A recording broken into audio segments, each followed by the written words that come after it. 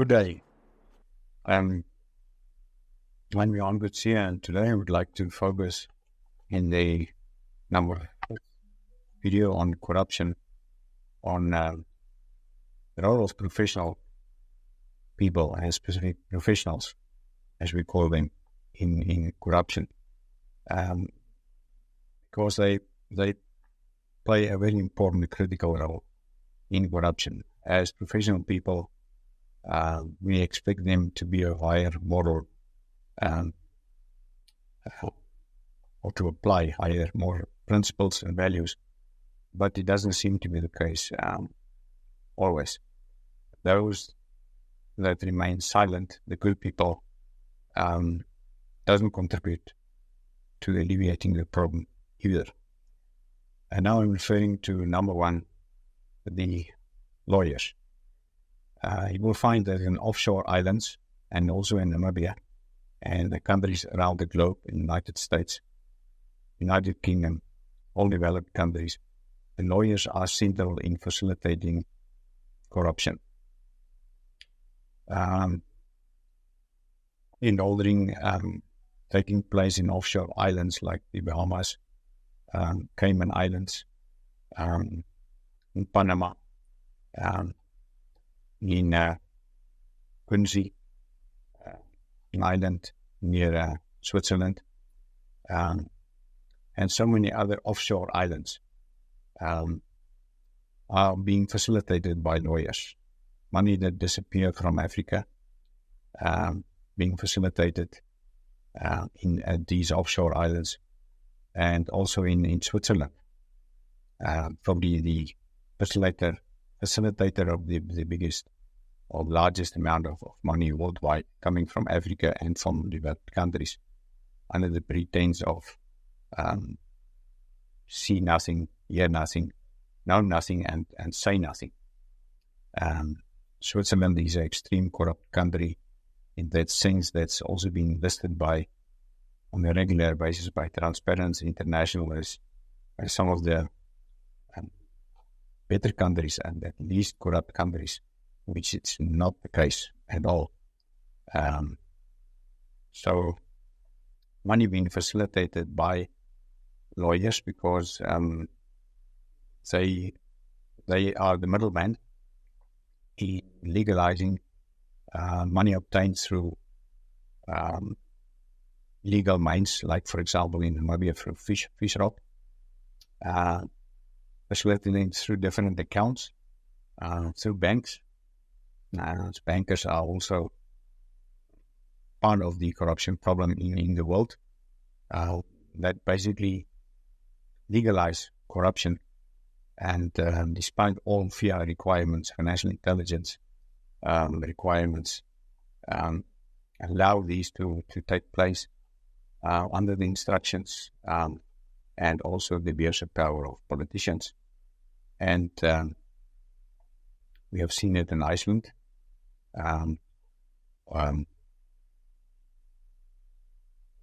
With the Fisher Road scandal, Samheri, the company that was central in receiving the substantial portion of the fish quota in Namibia from the Ministry of Fisheries, former one, Mr. Yeso, that is now in jail at the moment when I'm making this video, 2024.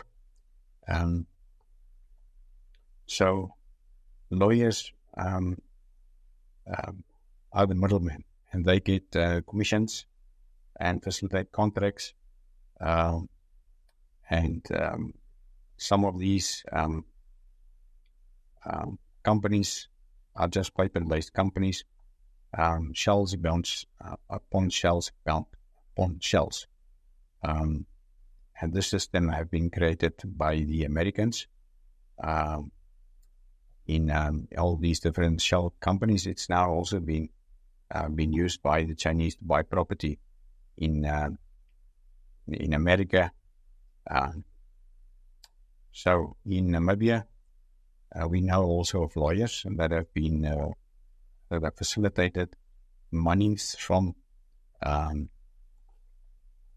from the different illegal sources of income that could not be verified through the bank accounts of lawyers to the ruling party. And these lawyers are, as indicated and as appeared in the news media, very clear who they are. And because of the Law Society of Namibia was not, they were compromised, they lost their court case again. And the lawyer that allegedly and most likely facilitated corruption, illegal money through his account to the ruling party. Although the ruling party denied it, but the evidence are there, and even banks, the FNB, have also closed already some of the accounts of some of the fish rod accused. So just to come back to the fish rod case, the lawyer that made a case against the Law Society, so his book's been disclosed, won the court case because of his leverage on the Law Society that were compromised, and that contributed to the extension of corruption in Namibia. And this lawyer is also now on the Politburo of SWAPO, one of the trusted members of the late former president. So it is clear that even in a small country like Namibia, lawyers play a huge role in facilitating corruption under the pretense of turning it illegal money from different sources, not just from drug dealings and robbery and crime and child trafficking, into legal means by buying property. This is a common thing that happens in the world. Now, this is the role of lawyers to legalize corruption.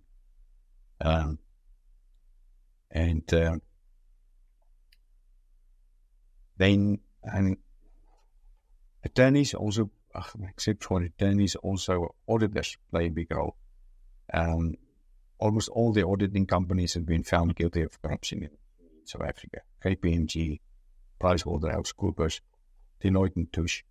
And the most famous one of them all was in the Enron case, was the auditor. The auditors that were responsible for Enron, that record off-balance sheet financial reporting. Now, if you see off-balance sheet reporting, you will know that is for a reason.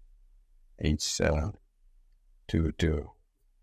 reduce the liability of a company, as we have seen it also with Trustco in Namibia, and they actually have done that, and they seem to be in financial problems from what I've read in the newspapers many times over many years. So Anderson in the Enron case, it was a case in America, was actually disappeared as a result of this exposure. So it's quite a concern that the auditors that's supposed to be impartial also contribute to corruption and legalize corruption. And we have seen with the Gupta case in South Africa, where I think it was KPMG, facilitated also corruption in terms of the Gupta case. And if you legalize corruption in a country, and that means it is an indication that such a country can be systemically corrupt.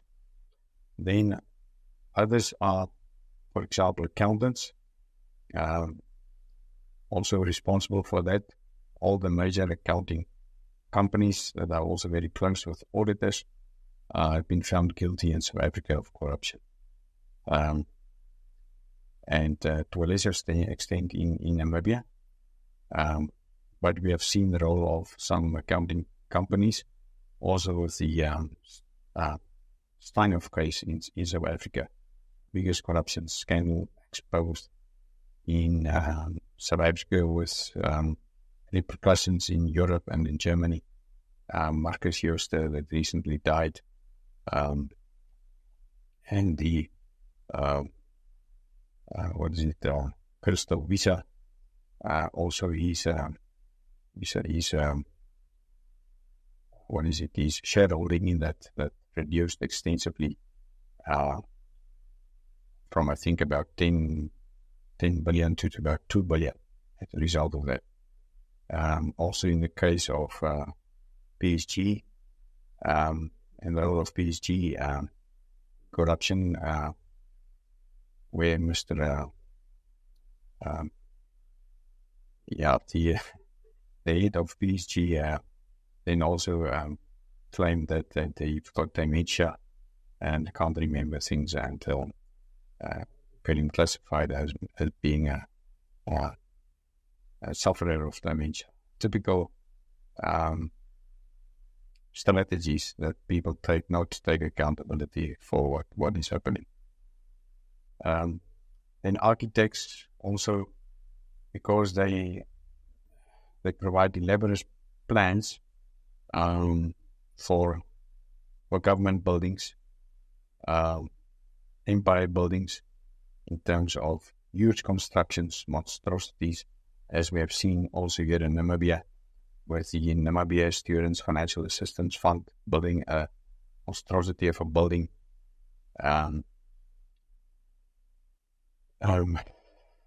And also, as we see with other buildings in Namibia, under the pretense of beauty and aesthetics. And they obviously get a commission on that. And also poorly designed buildings by architects with deliberate problems of inadequate specification that leads to spending that's over budget and emergency without tender approval, extension of the completion of projects as a result of inadequate and wrong specifications. We have seen it also in Namibia with a number of Zimbabwean lawyers being employed by the Ministry of Works and Transport that doesn't comply with the standards and use wrong specifications in terms of a number of public construction works. Now we also get engineers, and the level of engineering in South Africa that is not meeting the standards as in South Africa also contribute to that. I also recall a case of 1 year where the Duke student of one of our universities had received the rector's medal, have been employed by a municipality in the south, and he was sent for retraining to come in South Africa in order to be sustainably employed at a specific municipality, because he wasn't up to the standards of being an engineer. Now, this is typical of the type of engineering standards that we have in Namibia, are not meeting the qualifications or standards as in South Africa, and there's typical of the problems we have in SADC with different educational standards that are not aligned and contribute to the construction of poor buildings. Also project managers. For example, the project manager being appointed for charge of the dream roads like the Western Bypass, road between Windhoek and Okanya, and the road to the airport, didn't have any construction experience in terms of building roads. And that I got from Mr. Rinder Priya, a retired consulting engineer, where that was disclosed in the interview some years ago on a project, the investigation I did about procurement and the corruption in procurement. So the problem with these professionals is that one would expect a higher moral standard from them because of their level of education. But it seems to be the contrast. Also, we see it also more and more in terms of online programs and writing of algorithms, where engineers are used to write algorithms for cars internationally, for automated cars to make a decision. If an electric car is on the road and need to decide to kill an old lady that is crossing the road, or a baby, for example, where our engineers have been exposed to these type of ethical complexities. Did they receive training for that? And that is an emerging problem with automated cars. Not that I'm against automated cars at all,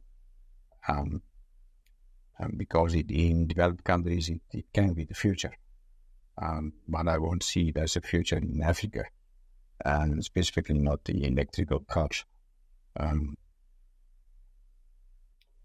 Then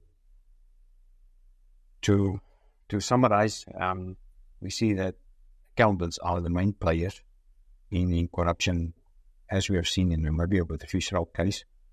We also have talked about the auditors, international auditors. We have seen it also with the WorldCom and the Parmalat case, and also with the Julian Assange case. The whistleblower that have contributed probably the most whistleblowing in the world, is still in jail in, I think, the Baltimore prison, if I recall correctly, in England, been accused of releasing 60,000 plus Iraq files about the American Army's abuses of civilians in Iraq. And he was charged on pretenses of 2 rape counts by in a country, I think it was Switzerland or Sweden, and later the cases were withdrawn. So it was a smear campaign against him, and that case, after 10 years, he's still in jail in solitary confinement, and the USA want him to be extradited to United States. So you can see that it's not only attorneys that are linked to corruption, but also judges that play a role in corruption, because they are appointed most of the time by the ruling party or by a president on advice of a judicial service commission, as is also the case in Namibia.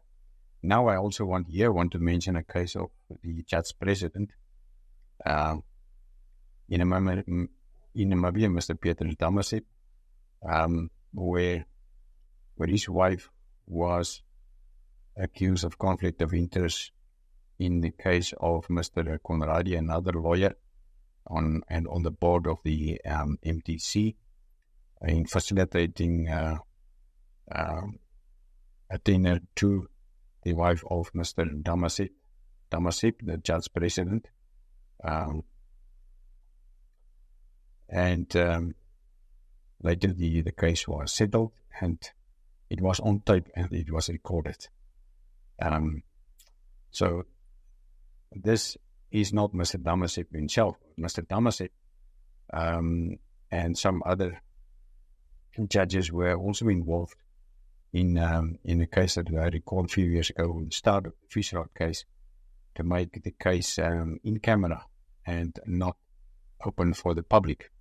And that was not accidental. It was a deliberate attempt by the judicial system in Namibia, which a Dutch president plays a pivotal role, to hear corruption cases in which the government is involved and the ruling party in camera.